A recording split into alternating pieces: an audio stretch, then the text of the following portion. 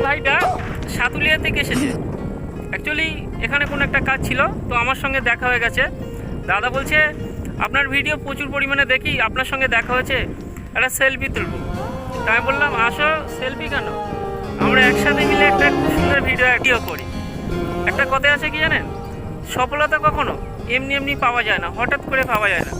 সফলতা পেতে গেলে একটা লং সময় তোমাকে ব্যয় করতে হবে, তারপরে সফলতা ধীরে ধীরে তোমার সঙ্গে তুমি দেখতে পাবে।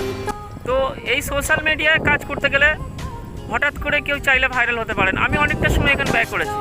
আজকে হয়তো আমাকে কম বেশি মানুষ চেনে জানে, তার পিছনে অনেকটা সময় আমি পরিশ্রম করেছি, অনেকটা সময় ব্যয় করেছি, সেই জন্য মানুষ আজকে আমাকে চেনে। আমি যখন নতুন নতুন কাজ করতাম, আমার ভিডিওতে সারাদিনে 20টা 25টা 30টা ভিউজ আসতো।